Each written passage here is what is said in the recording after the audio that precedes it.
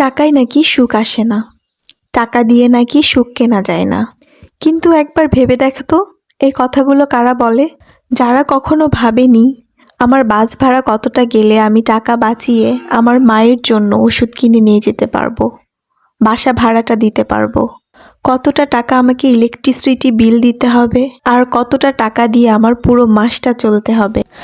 আসলে এই কথাগুলো তারাই বলে যারা কোনোদিন রোদে ঘেমে বাস ট্রেনে যাতায়াত করেনি, যারা চিকিৎসার জন্য অসুস্থ কাউকে ধুকে ধুকে মরতে দেখেনি। আসলে সত্যি কথা কি জানো, টাকা দিয়ে সুবিধা কেনা যায়, আর সুবিধা সেটাই তো আসল শান্তি, আর শান্তিই তো সুখ। ফুটো টিনের চালের নিচে শুয়ে কোনো সুখ নেই, এটাতে বরং আরও দুর্ভোগ। বৃষ্টি হলে সারা রাত না ঘুমিয়ে তোমাকে ভিজতে হবে, এটা দারিদ্রতা, আর দারিদ্রতা সকল অসুখের মূল। একটু ভাবো তো, ঘুম থেকে একদিন দেরি করে উঠে পড়েছো, আর একটা ট্যাপেই গাড়ি হাত, রান্না করতে ইচ্ছা হচ্ছে না, খাবার অর্ডার দিয়ে দাও, যেই টাইপের খাবার তোমার পছন্দ বাসায় চলে আসবে হোম ডেলিভারির মাধ্যমে, একটুও কষ্ট করতে হবে না তোমার। অসুস্থ, সরকারি হাসপাতালের লাইনে দাঁড়ানোর কোনো দরকার নাই, বেসরকারি হাসপাতালে একটা অ্যাপয়েন্টমেন্ট নাও, সেখানে তোমার সময় মতো যাও, কোনো তাড়াহুড়া নাই, কোনো লাইনে দাঁড়ানোর কষ্ট নাই। কোথাও ঘুরতে যেতে যাচ্ছ, টিকিটের দাম নিয়ে মন খারাপ করতে হবে না, তুমি বেছে নিচ্ছ কমফোর্ট। এটা কি সুখ নয়? বিষয়টা লাক্সারি নয়, এটা কমফোর্ট, এটা অপশন, এটা স্বাধীনতা। টাকা দিয়ে সময় কেনা যায়। যখন টিকে থাকার জন্য দৌড়াতে হয় না, তখনই তো শুরু হয় আসল বাঁচা। লোকজন বলবে টাকা গুরুত্বপূর্ণ নয়, আচ্ছা সত্যি?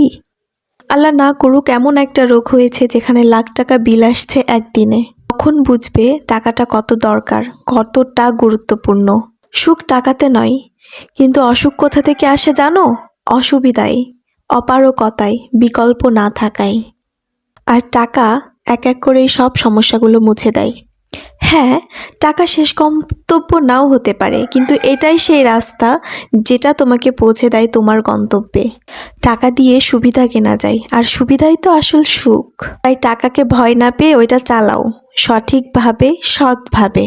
ধরো যে তোমার খুব মন খারাপ, অথবা তুমি ডিপ্রেশনে আছো, তোমার কাছে টাকা আছে মানে তুমি এর থেকে বেরোতে পারবা।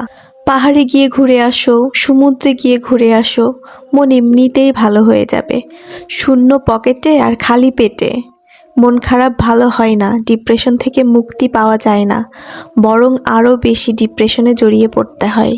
যখন তুমি কোনো বড় শপিং মল থেকে শপিং করবা, হোক সেটা দেশে বা দেশের বাইরে, নিজের পছন্দের জামাটা কিনতে পারবা, টাকার জন্য ফেলে আসতে হবে না, তখন বুঝবা সুখ কি আর শান্তি কি। এটা কি সুখ নয়? আসলে একটা কথা কি, টাকা দিয়ে সুখ কেনা না গেলেও সুবিধা কেনা যায়, আর সুবিধাই তো আসল শান্তি, আসল সুখ।